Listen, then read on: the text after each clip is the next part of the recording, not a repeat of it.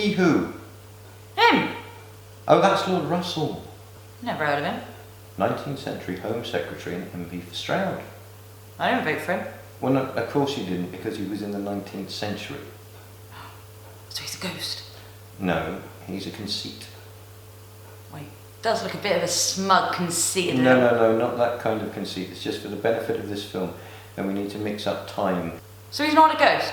No. Oh. My lord, I acknowledge receipt of your lordship's directions this morning. I have taken measures to have them put into execution. Some of the Chartists came to Stroud yesterday evening and... And what, Berg?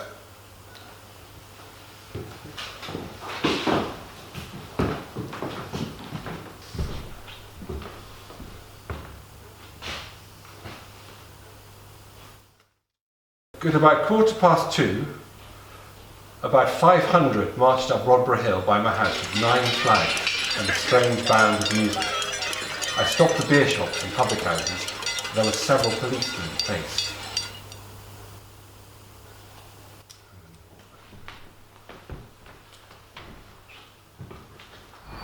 My friends, we are subject to all manner of indignities in our fight to get the vote. Henry Vincent, 10th of May, 1813 to the 29th of December, 1878. Was active in the formation of the early working men's associations in Britain. A popular Chartist leader, brilliant and gifted public orator, prospective but ultimately unsuccessful Victorian MP, and later an anti-slavery campaigner. Wikipedia. Letters passing through the General Post Office addressed to the Chartist Convention have been opened and read by Lord Russell. Yeah? How is it that you, good and sensible people of Stroud, have sent such a little pettifogger as Russell to Parliament? We didn't send him. We don't have the votes. Exactly. And that is why we need universal suffrage. Yeah. You people are very poor. Your wages are low. Work is not plentiful. Some weeks I don't have enough to feed my children. We need the help of them in Parliament. They won't help the likes of us. We support our men in getting us a fair vote on equal rights. Equal rights? We need to destroy the whole system of government. Yes. A meeting will be held in Stroud on Good Friday, at which I will be present. We will not be defeated. No! I hereby pledge that Mr. Frost shall stand to contest the next election in Stroud.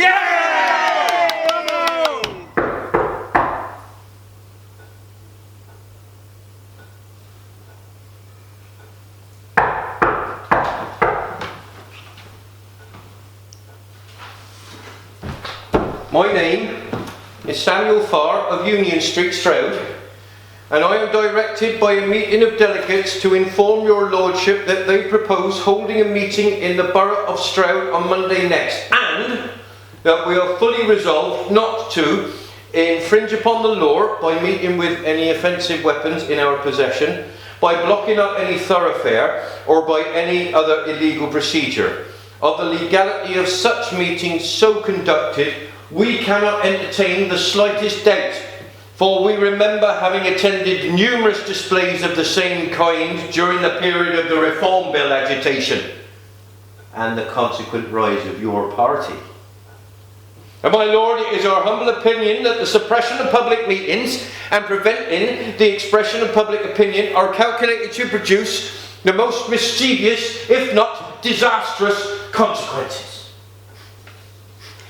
I'm afraid, Farr, that your threats are not merely immaterial, but also disingenuous. Your moral force, Chartism, is a mere sham. Physical force, Chartism, lies behind your mask. Your pleas are too late. The Stroud Water Justices of the Peace have already made their decision. I have a poster. May the 14th, 1839. Whereas a royal proclamation has been issued against certain illegal meetings, we, the undersigned magistrates, do hereby warn all persons from taking part in or being present at such meetings. And we call upon all well-disposed persons to be aiding and assisting us in our object, as well as by giving us information, and for the discouraging and preventing such unlawful practices, and for the protection of public peace. We do hereby make known our determination to use our utmost endeavours to prevent, put down, or suppress such meetings. Henry Berg, Mr. Ricardo, Mr. Marling, and William Hyatt. You have no recourse. There will be no meeting. But that, sir, is not fair. My dear man, life is not fair. Nothing is fair. Well, sir, I will tell you now, we will have our meeting and we will fight for fairness and the Chartist movement. And you will lose, sir. But wait. Did I hear you use the word fight? Not with violence, sir. With words and our minds. But we will have our demands. Good day to you, sir. I think you had better leave.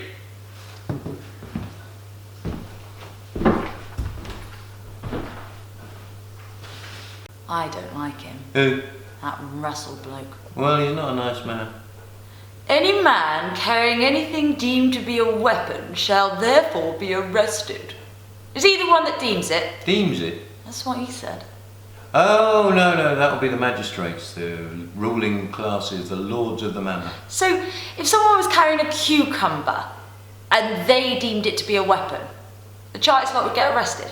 Only if the cucumber's loaded.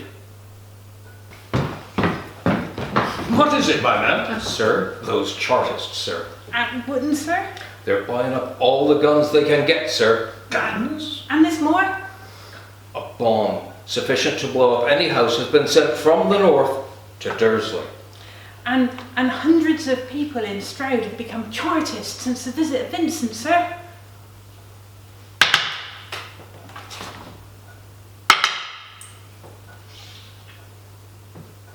My friend, telling me that there are Chartists in Stroud does not count as information. I did hear they're making hand grenades in Wootton under Edge, and a great many Chartists reside in Wootton. Find me more information, my friends. Thank you, sir. Thank you, sir. Guns? Not real. Bombs? Not real. But they came in and said that Yeah, they it's would... what we might call fake news. Stir up trouble, make the ordinary people the enemy. There are no guns or bombs or pikes or swords or any of those things.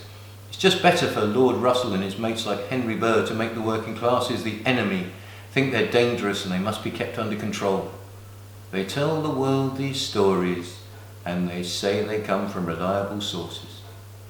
Much like some of the wild stories that you hear today. So, where are we now then?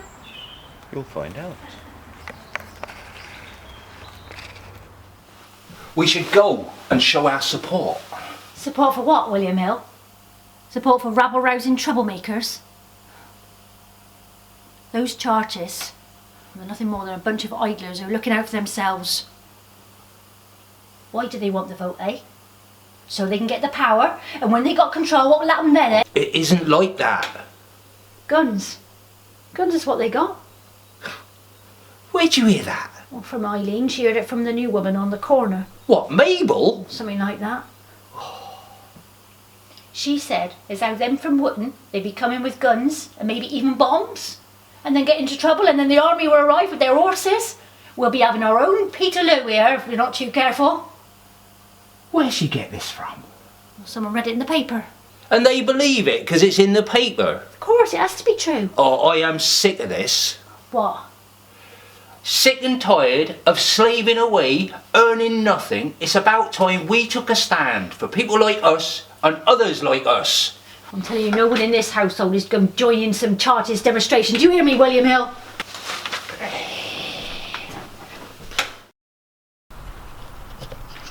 You see? What? All this talk of guns is creating fear. Fear and intimidation, so people won't go. It's bullying, that's what it is. Where are you off to? I fancy a pint. Oh, okay. They fear us. There's a rumour abroad that we're going to be armed. Yeah, they'll use any means they can to try and silence us. I heard that anyone seen even carrying a walking stick will be arrested. Fear. They fear that we are right. But I know people who won't turn up for fear of being arrested. And what if they're not there? How do you mean? What if those that are in fear of arrest do not attend? Good point. We are not going to cause trouble.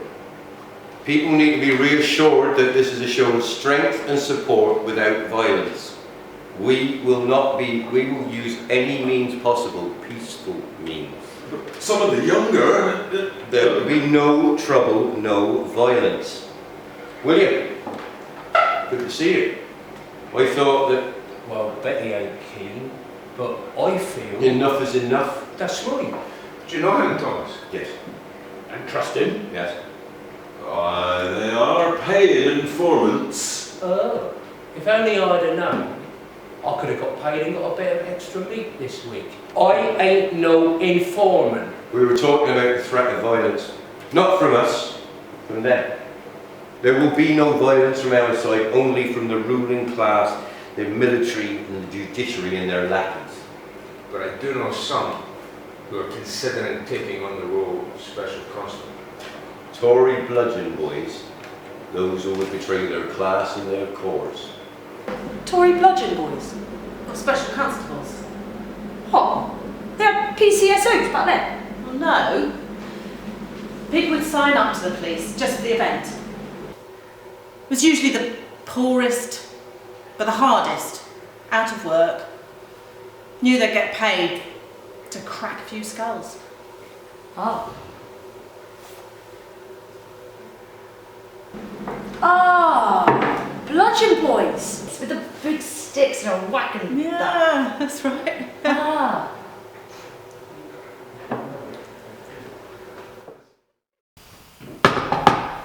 Come in. Who's that? Lord Seagrave, Magistrate. My Lord Seagrave. Berg. The magistrates are nervous, Berg. I know, I have received letters from them. And? It is clear that in the manufacturing districts they consider the state of affairs to be far more serious than I or many others had first believed. What's to be done? They are desirous that a superintendent of police or that some other police officer be sent immediately. And you're asking me, why? I need your support in the matter, my lord. He needs to be at the Bell Inn at Dursley by 1 o'clock on the Monday before the proposed event. I have asked for instructions from yourselves, but none have been forthcoming.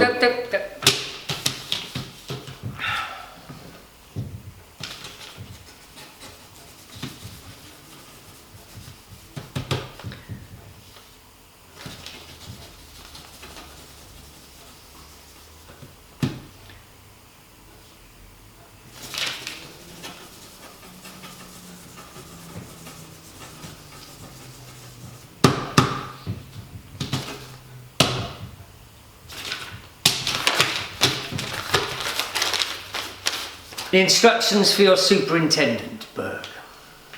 Thank you, my lord. And now who's this man? If it please your lordship, I am William Morris. And? I am here to swear to... Yes? Upon this day, May 17th, 1839, I, William Morris, on his oath, saith that a tumult.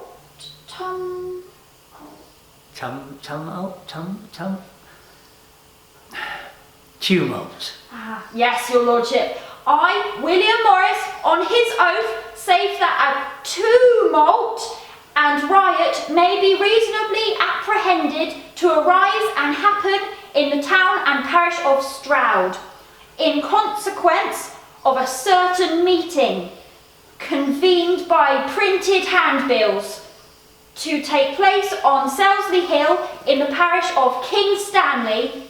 William Morris, Sergeant of the Police. We, the said justices, are of opinion that the ordinary officers appointed for preserving the peace are not sufficient. We, the said justice, nominate and appoint the several and respective persons hereunder named as special constables for the said town and parish of Stroud. We expect to need some 150 special constables. 150 Tory bludgeon boys?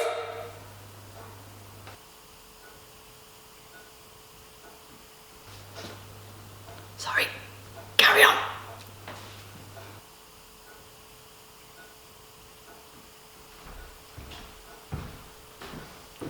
Yes? My lord, I am Charles Jacob of Stonehouse, and I similarly need to make an oath, sir. Yes. I maketh oath and saith that a tumult... The word is tumult. Tumult. Right. I maketh oath and saith that a tumult and riot may be reasonably apprehended in those parts of several parishes of Stonehouse, Randwick and King Stanley, called King's Cross, Everley and Dudbridge, within the 100 of Whitstone. In consequence, I and another 30 men will be named as special constables. 150 plus 30 is a lot of special constables. Where are they going to get them all from? I don't like the sound of this. It's just not fair.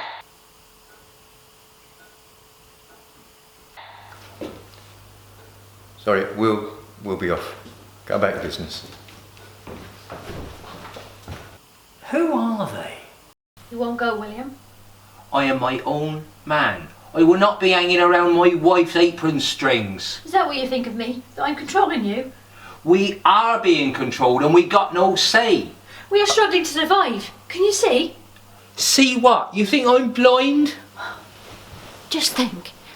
If they start up at the meeting with guns and horses, someone will be killed. You could be killed.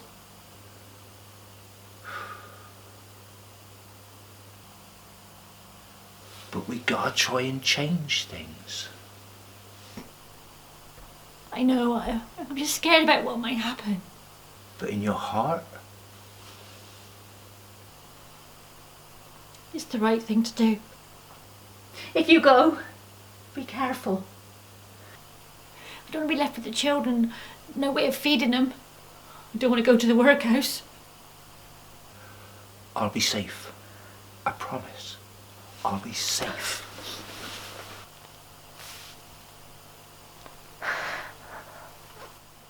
Be okay.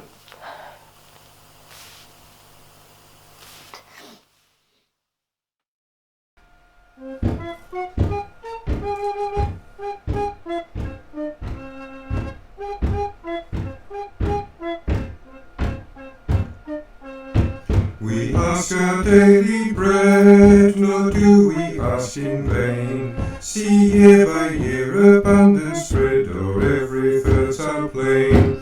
Why starve we then? Ah, why? Answer thou wicked priest, who scarce will give us when we die the burial of the beast. Answer ye lordlings gay, ye useless idle few. Doth heaven in solemn thunder say, earth yieldeth but for you? Not that such frightful woes as Egypt's king befell may overtake our treacherous foes, though they deserve it well.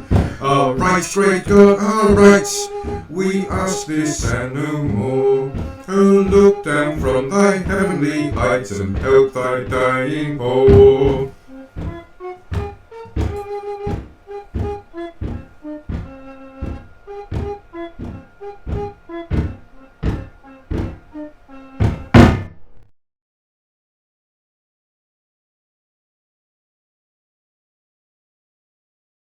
Friends, there are many here who do not know me.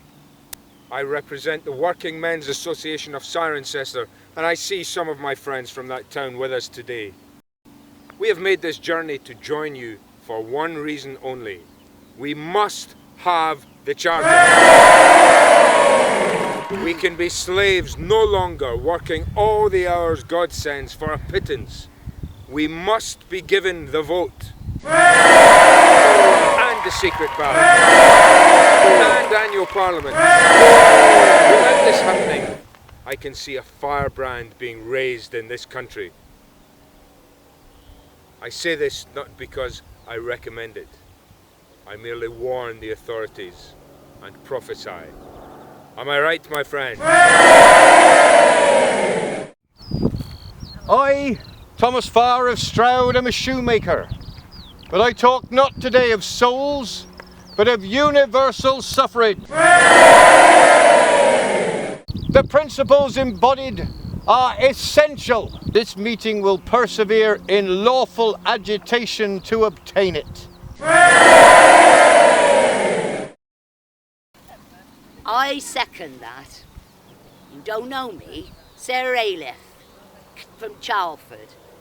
But me and my family, like all of you, have had enough of not having enough. Me and my sisters are spinners. My brother, Tom, and Sam are weavers.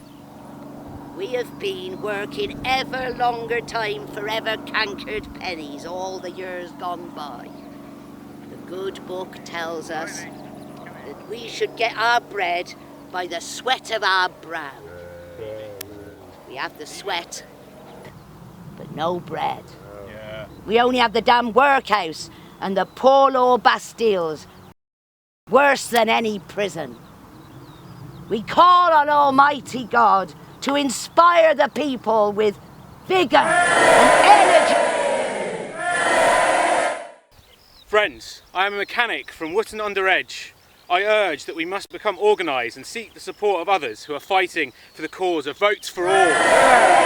I propose this meeting place unbound confidence in the Chartist Convention in London as an alternative to this discredited Houses of Parliament and pledge themselves to support all legal and constitutional orders of that body.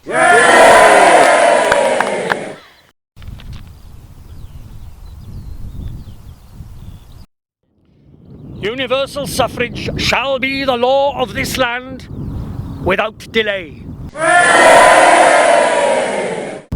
We will end the unparalleled distresses of the people. We will abolish the damnable poor law, and that is just the start. By being here today to support this meeting, you have made up your minds that universal suffrage shall be the law of this land. You will have ballot and no surrender, peaceably if you can, but forcibly if you must. Do not be alarmed at the presence of soldiers in our struggles. Pledge yourselves not to cease agitation, but to appear in all places, wherever called on. That is the path to victory. 3 cheers for the Charter! Hip hip! Hip hip! Hip hip! And now, I mention the name of Lord John Russell. Friends, do you cheer his name? Although I am not from Stroud, I will represent you. I will fight on to get the Charter that this country needs.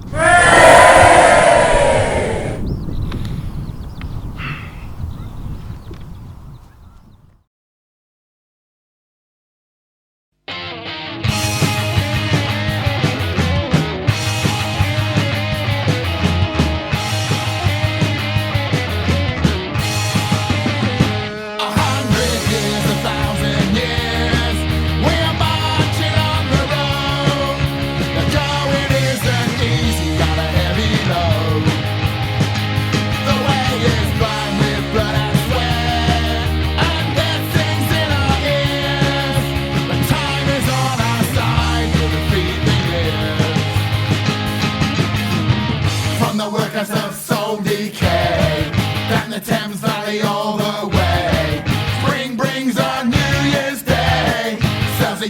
21st of May. Selsey Common, 21st of May. We men of foam and drunken shine, our only treasure dove. Women carry out their breasts to the hungry earth. With one voice march and then we rest. March again upon the years. Sons of sons still singing to the Chartist cheers. Five vanished folks find display, like the banks thick as puddling clay. Come Gothamites, have your say. Selsey Common, 21st of May. Selsey Common, 21st of May. Cross the nation scene with ugly clarity. Neighbours living side by side in obscene polarity. The scholar and the institute with servants, maids and cooks. The squalor of the prostitutes hold districts without books. The governor, the minister, mine owner and the judge. The danger fumes, the grime and dust, the cough that just won't budge. From the knolls where the Cotswolds bray, valley mills where the yarn fills trays, Ball's green nights last all day. There's a storm heading London's way. Selsey Common, 21st of May. The master tycoon, lord and heir, the scheming magistrate. Disaster, typhus and despair, and scrubbing their floors and plates. The property portfolio, a trap set before the Lord. Poverty and polio, a trap set before we're born. Comfort, jollies, insulation, ownership, the vote. Hunger, prison, infant death, deported on the boat. Purple orchids, dazzling sway, no match for this display. Westminster disarray, no pay, no say, no way. Selsey Common, 21st of May.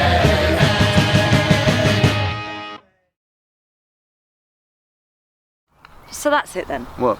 Well, they've talked a lot and had a march, and that Frost guy's going to run for MP and he'll get rid of Lord Russell, and then they'll have a vote and everyone will be happy and... No. No? No.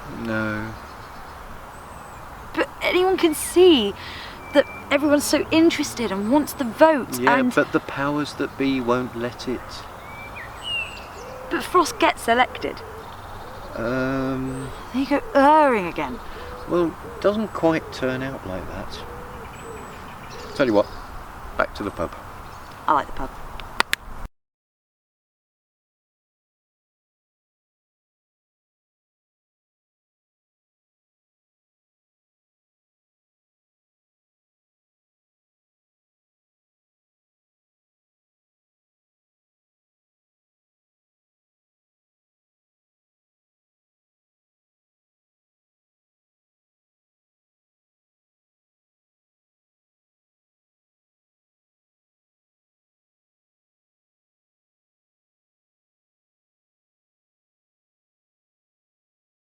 Have you heard about John Frost? No.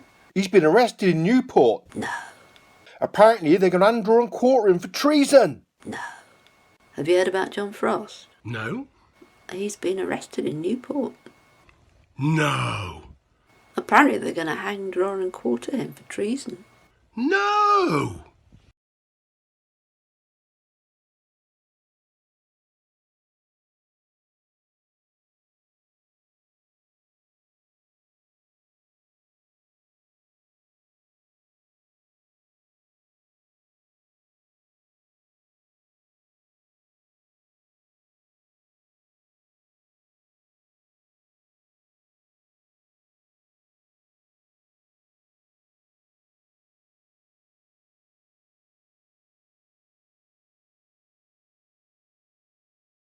A petition? What good's a petition ever done? Gives people a voice. But they sign it and then it gets ignored and then Wait and see. unto the Honourable, the Commons of the United Kingdom of Great Britain and Ireland, in Parliament assembled, the petition of the undersigned, their suffering countrymen, humbly showeth. That we, your petitioners, dwell in a land where merchants are noted for enterprise, whose manufacturers are very skillful, and whose workmen are proverbial for their industry. The land itself is goodly, the soil rich, and the temperature wholesome. It is abundantly furnished with the materials of commerce and trade. It has numerous and convenient harbours. In facility of internal communication, it exceeds all others. For 23 years we've enjoyed a profound peace. Yet with all these elements of national prosperity, and with every disposition and capacity to take advantage of them, we find ourselves overwhelmed with public and private suffering. We are bowed down under a load of taxes. Our workmen are starving. The home of the artificer is desolate and the warehouse of the pawnbroker is full. The workhouse is crowded and the manufactory is deserted. The energies of a mighty kingdom have been wasted in building up the power of selfish and ignorant men, and its resources squandered for their aggrandizement. The good of a party has been advanced to the sacrifice of the good of the nation. The few have governed for the interest of the few, while the interest of the many have been neglected or insolently and tyrannously trampled upon. It was the fond expectation of the people that a remedy for the greater part, if not for the whole, of their grievances would be found in the Reform Act of 1832. They were taught to regard that act as a wise means to a worthy end. They have been bitterly and basely deceived. The fruit which looked so fair to the eye has turned to dust and ashes when gathered. The Reform Act has effected a transfer of power from one domineering factor to another, and left the people as helpless as before. Our slavery has been exchanged for an apprenticeship to liberty, which has aggravated the painful feeling of our social degradation by adding to it the sickening of still deferred hope. We come before your honourable house to tell you, with all humility, that this state of things must not be permitted to continue. That it cannot long continue without very seriously endangering the stability of the throne and the peace of the kingdom. And that if by God's help and all lawful and constitutional appliances, an end can be put to it, we are fully resolved that it shall speedily come to an end. When the state calls for defenders, when it calls for money, no consideration of poverty or ignorance can be pleaded in refusal or delay of the call. Required, as we are universally to support and obey the laws, nature and reason entitle us to demand that, in the making of the laws, the universal voice shall be implicitly listened to. We perform the duties of free men. We must have the privileges of free men. Therefore, we demand universal suffrage.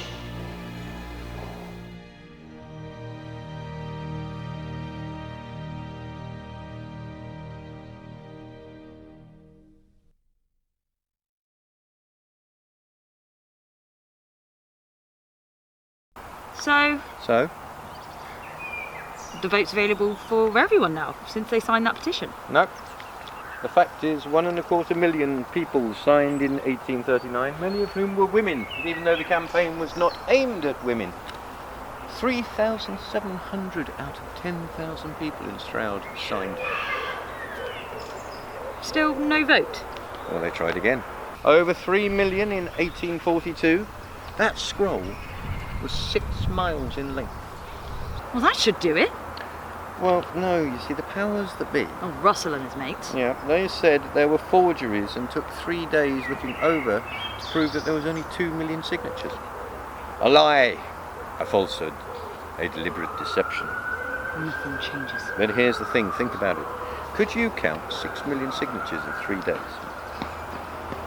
They also said that so many signatures were in a female hand, this made it less important. Some people will tell you that Chartism died out in April 1848. But it didn't. What did happen was that the newspapers and the rest managed to hide it, to wipe it away from a mass memory.